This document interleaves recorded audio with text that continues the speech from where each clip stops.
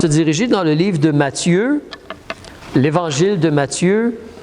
Alors, nous continuons ou nous revenons en l'évangile de Matthieu. Ceux qui étaient là régulièrement, dernièrement, nous avons regardé les derniers jours de Jésus, son arrestation, sa crucifixion et tout cela, avec le temps autour de Pâques. Mais là, on revient en Matthieu chapitre 8, donc, s'il te plaît. Nous avions lu jusqu'au chapitre 7, si tu te rappelles, tout le sermon sur la montagne, on a lu tout cela. Et on veut aller de l'avant. Tu peux considérer justement, si tu fais le lien au chapitre 5 et le verset 1, on te parle qu'il y a une multitude, même d'après le verset 25 du chapitre 4, juste en haut, c'est une grande multitude. Mais Jésus, il a vu la multitude au chapitre 5, verset 1. Il est monté sur une montagne. Il s'est assis. Les disciples se sont approchés. Puis là, il a enseigné. C'est le chapitre 5, 6 et 7, ce qu'on appelle le sermon sur la montagne. Quand tu arrives au chapitre 8, tu vois la continuité et la descente revenir en bas de la montagne. Verset 1, quand Jésus fut descendu de la montagne, après ce sermon-là ou cet enseignement-là, une grande multitude le suit toujours. Elle est là, puis elle le suit quand même. Évidemment, avec Jésus, il y a de grandes possibilités. Et on veut parler de cela un peu ce matin. Possibilités. Les possibilités avec Jésus. Mais la foule veut suivre Jésus ici. Est-ce que la foule suit Jésus parce que Jésus fait des miracles? Est-ce que la foule suit Jésus parce qu'il est le Sauveur? La foule suit. Alors, chapitre 8, on va regarder donc au verset 2. Une première situation, une première chose se produit. Il y a un lépreux qui vient se prosterner devant Jésus et qui lui dit, « Seigneur, si tu le veux, tu peux me nettoyer. » C'est quelque chose d'un peu simple. Mais rappelez-vous, la lèpre de nos jours, on ne connaît pas beaucoup cette maladie-là. Il y a quelques années, quand j'avais fait des vérifications, la lèpre, dans certains pays du tiers-monde, des fois, il y a des cas de lèpre. Mais sinon, la lèpre, ce n'est plus très connu de nos jours. Et ici, cependant, et en Israël, quand tu lis la Bible, la lèpre, c'est une maladie extrêmement sérieuse. C'est une maladie duquel il n'y a aucune guérison possible, aucun médicament qui existe pour guérir. C'est une maladie où, assez souvent aussi, tu es frappé d'un jugement de Dieu quand tu as la lèpre. Plusieurs fois dans l'Ancien Testament, on voit que les gens sont frappés par Dieu et ont la lèpre. Mais il n'y a pas de guérison. Donc, s'il y a un individu qui est de Dieu, comme un prophète dans l'Ancien Testament, on va aller vers lui, parce que les médecins ne peuvent rien faire pour la lèpre. Et quand il y a la lèpre, en réalité, c'est très sérieux. Tu es supposé de sortir du camp, sortir de ta maison, sortir de la ville. Tu es supposé de vivre exclu, à l'extérieur de la société. Donc, tu ne vois plus ta femme, tu ne vois plus tes enfants. Il n'y a pas de médecin. Tu ne vois plus ta femme, tes enfants. Je dis il n'y a pas de médecin dans le sens qu'il n'y a pas de médicament, il n'y a pas de guérison, il n'y a pas de traitement là. Donc, tu vis avec, tout simplement. Mais tu ne peux plus vivre avec ta femme, tes enfants, à moins qu'eux aient la lèpre. Tu ne vis plus avec tes parents, tu vis tout seul, avec d'autres lépreux, comme une colonie ou un camp à part. Il n'y a pas d'infirmière là pour s'occuper de toi. C'est juste les lépreux à part. C'est très sérieux. Mais le lépreux, là, donc, il s'approche. Et justement, quand le lépreux était lépreux, il devait avertir de loin, « Je suis lépreux », parce qu'on devait s'éloigner de ces gens-là. Mais le lépreux, donc, il s'en va. Lui, on vient de voir, la foule suit Jésus, mais le lépreux, lui, il s'en va à Jésus. Il veut vraiment Jésus. Le lépreux, il va vers Jésus, puis il est très sérieux, il est très vraiment décidé. Il va se prosterner devant Jésus. C'est pas seulement d'aller voir quelqu'un puis dire « Hey, aide-moi, je suis malade ». Il se met à genoux, il se prosterne. Jésus, évidemment, il est le Fils de Dieu. On adore Jésus, on célèbre Jésus, on glorifie Jésus. Ce n'est pas un homme, c'est le Fils de Dieu. Mais il se prosterne devant Jésus Et il lui dit, si tu as été avec moi dernièrement, tu te rappelles aussi, hein, comment les Juifs ont parlé concernant Jésus. Les chefs religieux, pour eux, Jésus, c'était un séducteur. Mais Pilate, c'était leur Seigneur. Et César, c'était leur roi. Mais lui, ce monsieur-là, quand il va voir Jésus, il l'appelle Seigneur, comme c'est le Maître. C'est une position spéciale. Alors, le lépreux, il s'en va voir Jésus, puis il lui dit, « Seigneur, si tu le veux, tu peux me nettoyer. » C'est toute une foi, n'est-ce pas, hein? Il approche Jésus, puis « Si tu veux, tu es capable de le faire, tu peux me nettoyer. » Peut-être qu'il a entendu parler de Jésus. On est rendu au chapitre 8, il y a eu d'autres choses avant, mais il est convaincu que Jésus est capable de l'aider avec sa situation. Alors, on parle de possibilités, là, ce matin. Toi et moi, peut-être, probablement pas, on a la lèpre. On a des maladies, des fois, ou des problèmes, mais on n'a pas la lèpre. Mais la réalité, c'est que dans la vie, il va y avoir des maladies. Quelle autre chose qui arrive dans la vie, des fois, hein? Des malheurs, hein, comme cela, des malheurs. Je connais j'ai travaillé avec un homme aussi, jeune homme, il avait mon âge, on était dans la vingtaine. C'est un peu similaire. Sa maman, elle était malade, ils l'ont amenée à l'hôpital, elle n'est jamais revenue. Elle est morte. Il était comme trop tard, malheureusement. C'est triste. Les malheurs peuvent venir aussi des fois. Quelle autre chose qui arrive dans notre vie? Il y a des problèmes, hein? Je veux dire, moi, dans ma maison, on a des problèmes des fois. Je suis sûr que dans votre maison, vous avez des problèmes aussi des fois. On a des problèmes non planifiés, des difficultés qui se produisent. On a quoi aussi des fois? On a des obstacles, des barrières devant nous. On a des difficultés qui vont nous arriver. Et là, ici, c'est quelque chose de spécifique parce qu'il est malade. Mais le monsieur nous montre qu'est-ce qu'on devrait faire quand il y a un problème. On court à Jésus. On se tourne vers Jésus. Rapidement, on veut aller à Jésus. Rapidement. Et on veut reconnaître Jésus pour qui il est. Le monsieur, publiquement, là, il se met à genoux devant Jésus pour vraiment demander sa grâce et demander d'être guéri. Est-ce que nous, on vient juste de lire concernant Manassé qui s'est humilié devant Dieu, mais son fils Amon n'a pas voulu s'humilier. Mais ce monsieur-là, publiquement, il s'abaisse, il s'humilie parce qu'il veut être guéri. Et il croit que Jésus peut le guérir. Et il croit que Jésus est digne d'être adoré. On se prosterne devant lui. Donc, on veut vraiment reconnaître Jésus pour qui il est, reconnaître la capacité de Jésus.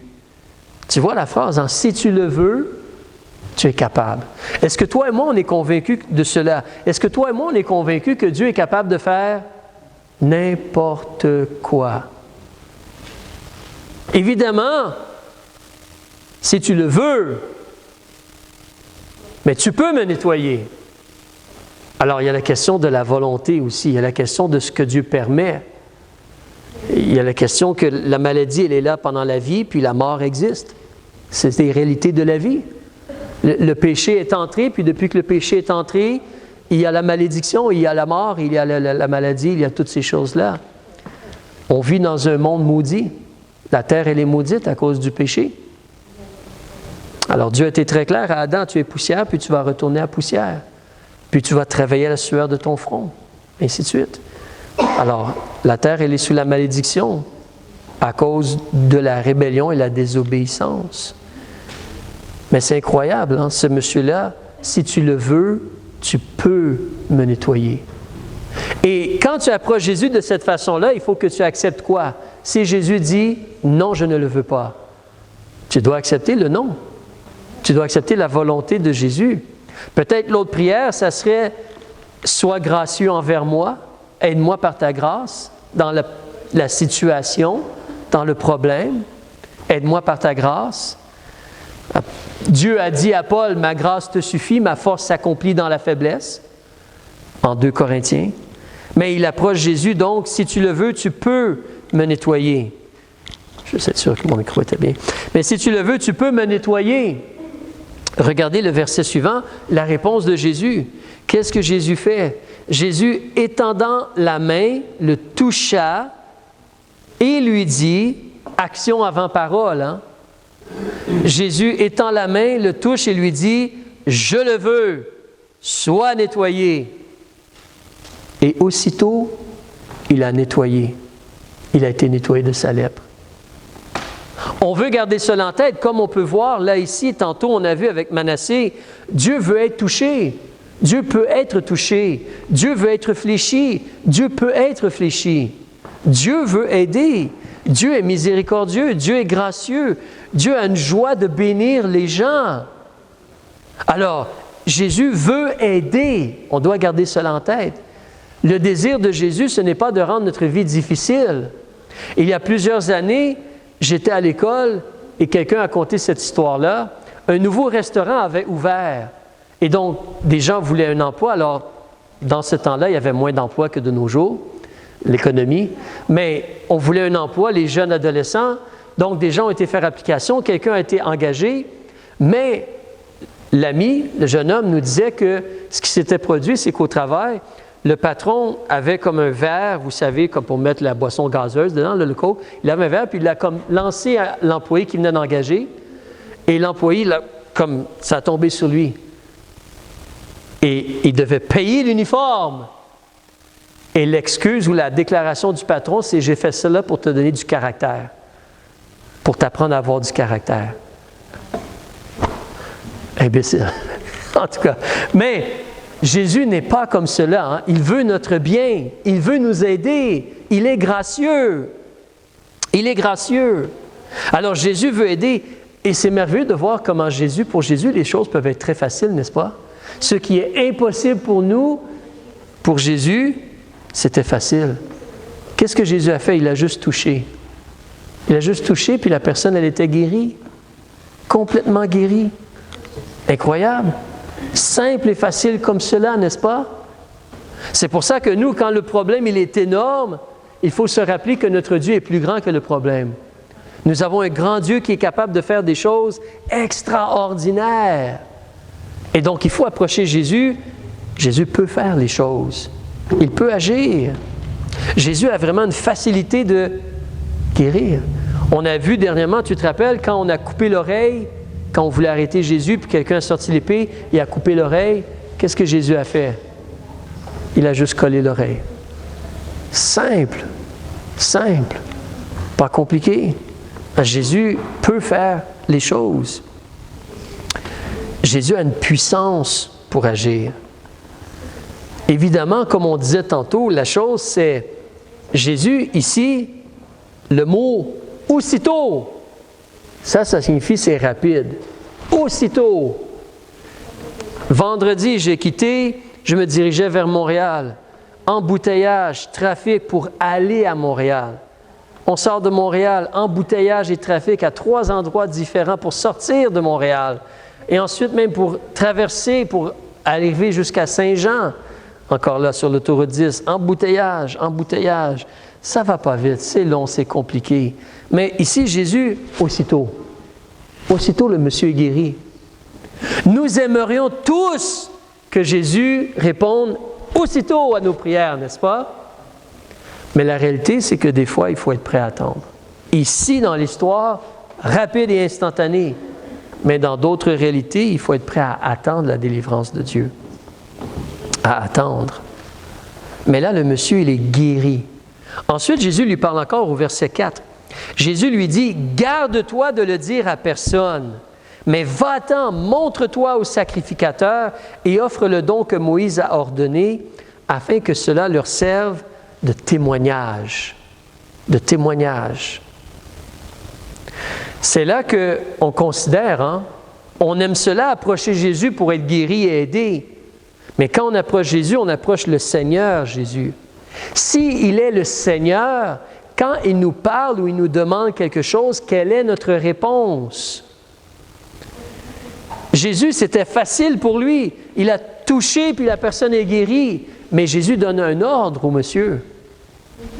Il lui dit, « Garde-toi de le dire à personne. Va-t'en, montre-toi au sacrificateur. » Si Jésus est vraiment ton Seigneur, vas-tu obéir? Vas-tu agir? Peut-être, justement, tu ne comprends pas tout. D'ailleurs, tu peux lire cela, puis, mais pourquoi est-ce qu'on ne veut pas dire à tout le monde que Jésus nous a guéris? N'est-ce pas une bonne chose de ce monsieur-là de se tourner puis d'aller partout dans la ville puis de dire « Hey, je ne suis plus lépreux, c'est lui qui m'a guéri. » N'est-ce pas une bonne chose de faire cela? C'est une bonne question. En réalité, si vous étudiez les évangiles, les 4 évangiles, si vous lisez attentivement, vous allez voir que plus qu'une fois, Jésus a dit à des gens qu'il a guéri, « Chut, ne le dis pas à personne. » Plus qu'une fois, il a fait cela. Il faut garder en tête que Jésus était extrêmement occupé pendant les 3 ans de son ministère. Imaginez si tout le monde sait, imaginez présentement, qu'est-ce qu'on nous dit? Il manque de médecins. Essayez d'avoir un rendez-vous avec un médecin. Essayez de voir un médecin. Imaginez s'il y a juste un Jésus pour des milliers et des millions de personnes en Israël. Tout le monde va courir après lui pour être aidé ou guéri. Mais Jésus n'est pas là seulement pour guérir les gens. Il doit enseigner la parole de Dieu. Il doit s'occuper de son Église et former parce que lui va quitter bientôt. Donc, il y a tout le ministère aussi.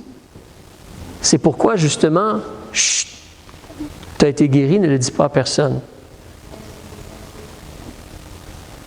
Alors, on ne comprend pas tout des fois, mais si Jésus nous demande de faire quelque chose, la bonne chose à faire, c'est de le faire, de le suivre, de lui faire confiance.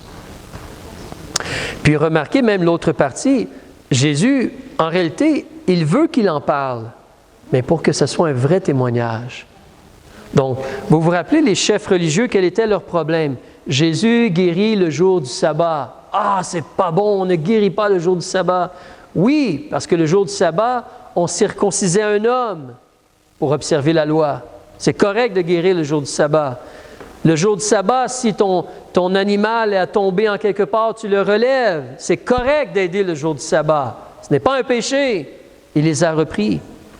Mais là, en même temps, ils clouent leur bec parce que, regarde, va et fais exactement ce que la loi demande.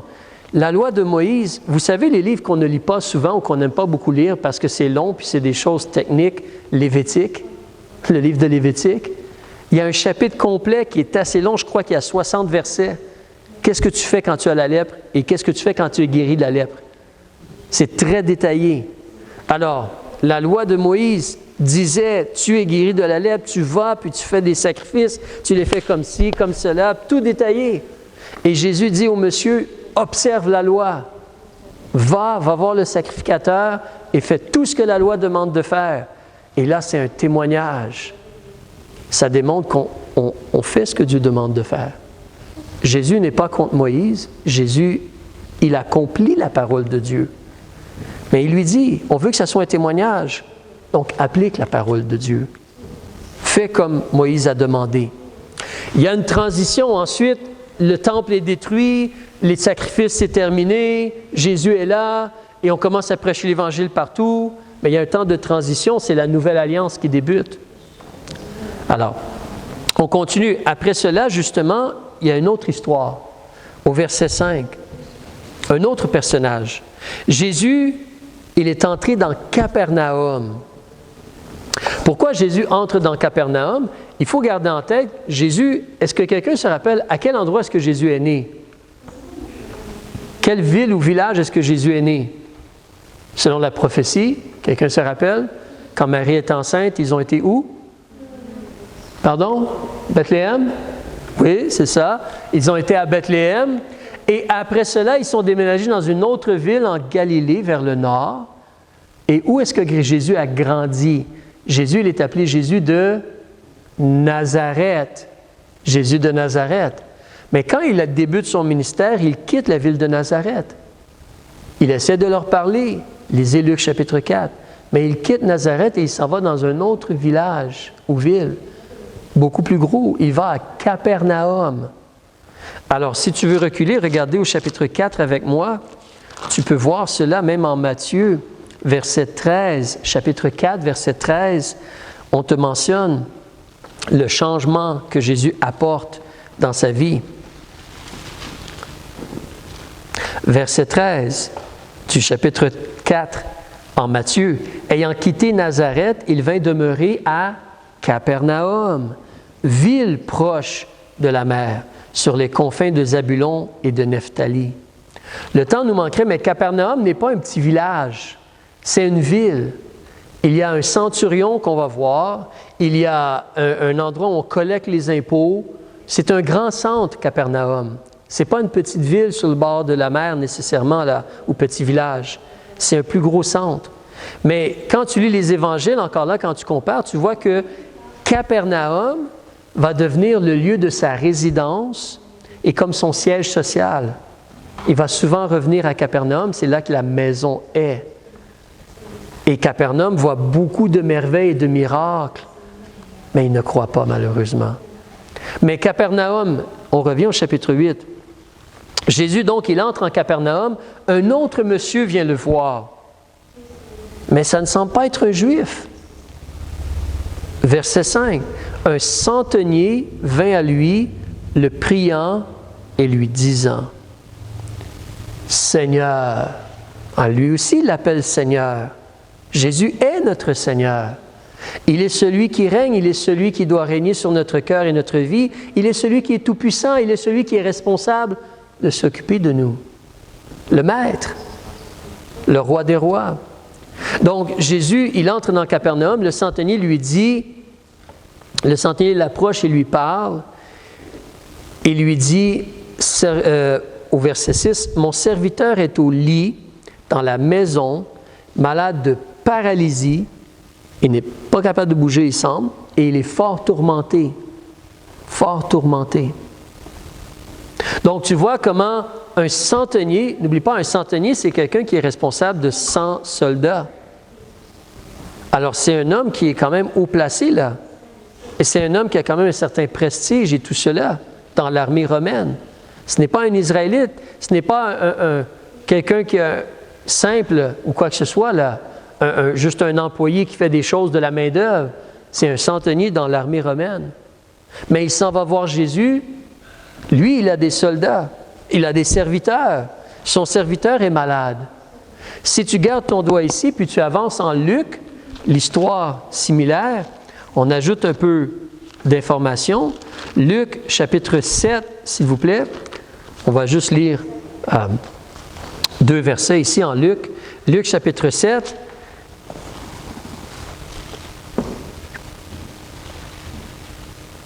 Luc, chapitre 7, versets 2 et 3. Un peu plus d'informations concernant l'histoire. Verset 2. Le serviteur d'un centenier auquel il était fort cher, étant malade, allait mourir. Ce n'est pas l'homme qui le dit, c'est la Bible qui dit. Le monsieur était vraiment en danger. Il souffrait, fort tourmenté, paralysie, malade. Il était sur le point de mourir. Il allait mourir.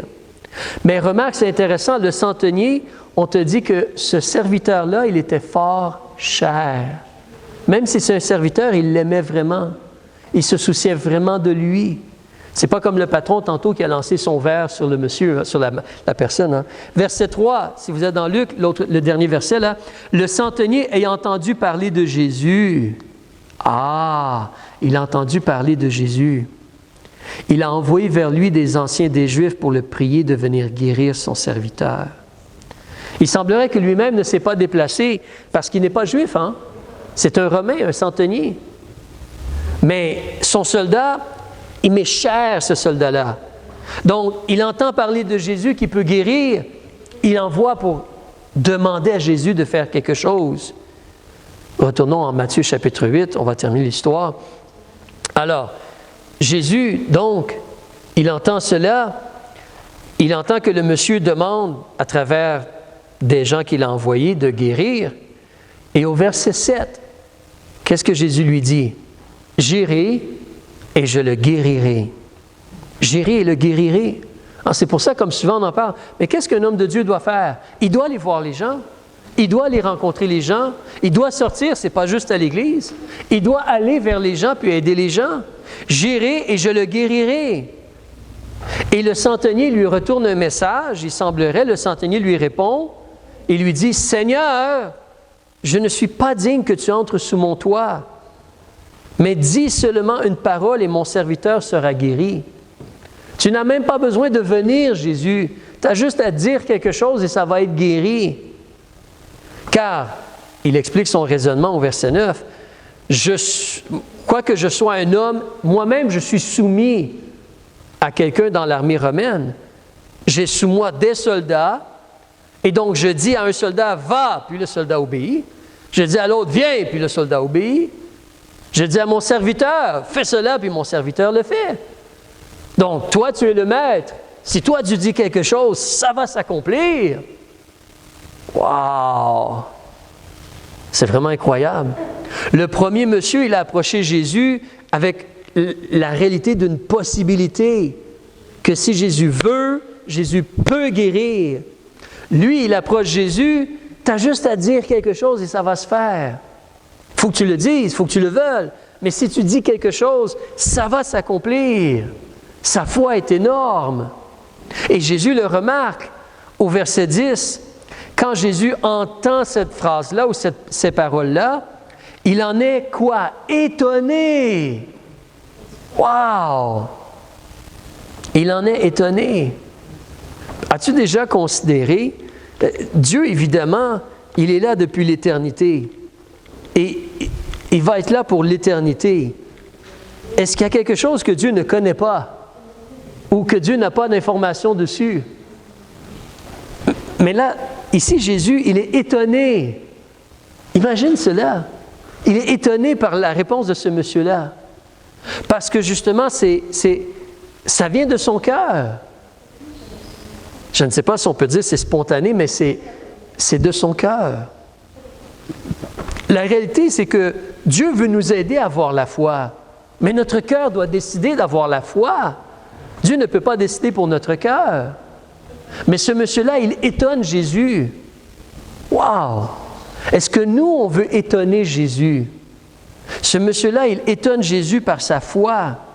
Même Jésus, au verset 10, il dit à ceux qui le suivaient, vous savez, souvent il y avait une troupe, même on te mentionne au chapitre 8, verset 1, qu'il y a une grande multitude qui suit Jésus. Mais souvent, les gens suivaient Jésus parce qu'ils espéraient voir un miracle, hein, ou voir quelque chose, ou être nourris par des pains. Mais il dit à ceux qui le suivaient, il y a aussi ses disciples, évidemment, ses apôtres, mais il dit à ceux qui le suivaient, messieurs, mesdames, ce qu'on vient d'entendre là, le monsieur romain là, qui a dit, tu as juste à dire une parole et les choses vont se faire. Je vous dis en vérité que je n'ai point trouvé une si grande foi, pas même en Israël. Wow! Ça, c'est lourd, ça. Ça a une grande pesanteur. Jésus, il dit, je n'ai pas trouvé une si grande foi, pas même en Israël. C'est le peuple de Dieu, ils ont les paroles de Dieu, ils ont l'historique du peuple de Dieu et de la parole de Dieu, mais leur foi, elle est petite. Ce monsieur-là, c'est un Romain qui est habitué à adorer Jupiter ou des idoles, mais il approche Jésus en disant, si tu dis quelque chose, ça va se faire. Sa foi, elle est grande. Sa foi, elle est grande. Jésus, il est étonné, puis il dit, même en Israël, je ne trouve pas une foi comme cela. C'est incroyable. Est-ce que toi et moi, on veut étonner Jésus par notre foi? Il y a nous, il y a notre choix. Jésus ajoute au verset 11, « Aussi je vous dis, en passant comme les Israélites, là, je vous dis que plusieurs viendront de l'Orient et de l'Occident, de l'Est et de l'Ouest. » Si tu prends le globe, hein, plusieurs vont venir de différents endroits. Du côté-là, de ce côté-là, ils vont venir. Ils vont venir où? Ils vont être à table dans le royaume des cieux, comme tantôt quand on chantait « When we all get to heaven hein? ». Mais ils vont être à table dans le royaume des cieux avec des hommes de foi, Abraham, Isaac et Jacob, les pères israélites. Mais eux vont être là dans le royaume de Dieu, les gens qui viennent d'autres pays, vers la gauche, vers la droite, vers l'est, vers l'ouest, l'Orient, l'Occident. Mais au verset 12, les enfants du royaume, ceux qui sont israélites, qui devraient être dans le royaume, les enfants du royaume vont être quoi? Jetés dans les ténèbres de dehors à la place. On a vu comme Amon qui ne s'est même pas repenti, hein? Mais ils vont être jetés dans les ténèbres de dehors à la place. Ça, c'est le feu éternel. Ça, c'est comme la prison de Dieu. Là, seront les pleurs et les grincements de dents. Les gens vont être tristes de leur choix, les gens vont souffrir de leur choix, les gens vont s'en vouloir de leur choix. Mais les gens font des choix. Les gens font des choix. Et là, tu vois la réalité que Jésus avertit concernant le jugement. Il avertit concernant la punition, le jugement, ou de ne pas être dans le royaume de Dieu. C'est un choix. C'est la foi. C'est une responsabilité. On parle ici surtout de Jésus qui guérit. Mais la plus grande chose, c'est que Jésus peut te permettre d'être reçu par Dieu et d'avoir en cadeau la vie éternelle. Mais c'est là que tu dois croire ce que Jésus a dit. Ce qu'il dit sur toi, tu as désobéi, tu es pécheur ou pécheresse. Et tu mérites une punition, les ténèbres de dehors. Mais Jésus a agi et Jésus est venu et il a fait le travail. Il a pris ta punition, ton jugement, il a accepté de mourir à ta place.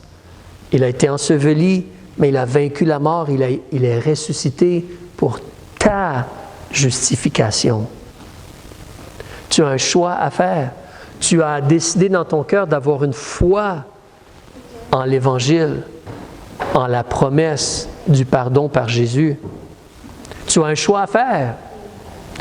La Bible nous dit, on doit se repentir et croire l'Évangile. Marc 1, verset 15, Jésus a dit cela.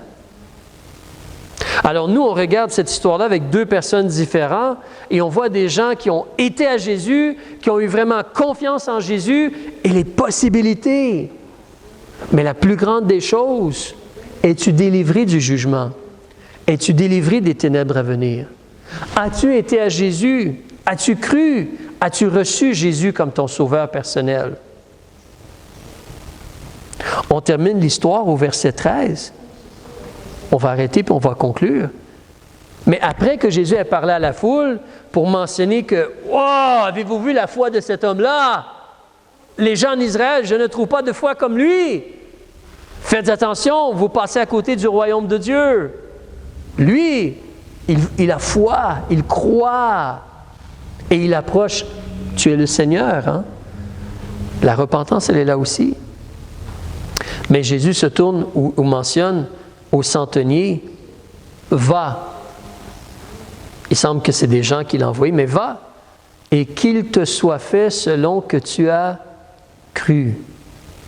Et à l'heure même, pas d'attente ici encore, hein, dans les deux histoires, aussitôt, à l'heure même, tout de suite, son serviteur est guéri, comme il demandait. Son serviteur est guéri. Mais tu vois, il a cru, et selon ce qu'il a cru, ça s'est accompli. Ça s'est accompli. Le monsieur avait une confiance, une certitude, une assurance. Si tu dis quelque chose, ça va s'accomplir. C'est comme ça que ça marche. C'est comme ça que ça fonctionne. Quand l'autorité dit quelque chose, ça se fait. Toi, tu es l'autorité, Seigneur. Si toi, tu dis, ça va se faire. La foi, elle est énorme. La foi est énorme. Mais là, toi et moi, où est-ce que nous, on en est? On a des épreuves, mais où est-ce que nous, on en est? On a des fardeaux peut-être, on a des problèmes, on a des besoins, on a des situations, on a des difficultés. Où est-ce qu'on en est? Surtout, qu'est-ce qu'on fait? Comment on agit ou réagit? Jésus, est-ce que c'est notre Seigneur? Est-ce qu'on réalise, on parle de possibilités ce matin, est-ce qu'on réalise les possibilités qu'il y a vraiment avec Jésus? Jésus n'a pas dit « tout va toujours bien aller ». Jésus a dit « vous aurez des afflictions dans le monde, mais prenez courage, j'ai vaincu le monde ». Donc la grâce de Jésus, la paix de Jésus, la joie de Jésus, elle est disponible. Mais il faut aller à lui, il faut croire, il faut demander, il faut recevoir avec une foi qui vient de notre cœur. Une foi. il faut approcher, il faut aller voir. Est-ce qu'on réalise vraiment à quel point Jésus peut faire des choses pour toi, pour t'aider? De là, comme je disais, il y a un danger de penser que nos problèmes sont comme cela, puis Dieu est comme cela. C'est l'opposé en réalité. Hein? Quels sont nos problèmes devant la puissance de Dieu? Dieu est capable d'agir. Dieu va faire des choses. Dieu va nous aider. Des fois, c'est des choses énormes qu'on aimerait que quelqu'un, peut-être nos enfants, se convertissent mais Dieu agit. Dieu va agir. On continue de prier et de plaider. Évidemment, on veut faire attention surtout. On ne veut pas être jeté dehors. Assure-toi que tu es né de nouveau. Règle cela. Vraiment, reçois Jésus comme ton sauveur personnel. Mais ensuite, qu'est-ce qui t'empêche, toi, d'être comme le monsieur l'Hébreu? D'aller t'agenouiller devant Jésus et dire, Jésus, si tu le veux, tu peux. Mais en toute chose, je vais te suivre. Je vais faire ce que tu me dis de faire, ce que tu m'enseignes, mais je vais avoir confiance. Si tu dis une parole, et c'est là que moi, donc, je veux écouter et mettre en pratique les paroles de Jésus. Mais si tu dis une parole, ça va s'accomplir. Donc, s'il te plaît, dis la parole, Seigneur. Dis la parole. Si toi, tu le dis, ça va se faire. Ça va s'accomplir. Mais les possibilités avec Jésus. La semaine débute. Le printemps. Les bourgeons sortent. Les possibilités avec Jésus. On va prier, Père. On te demande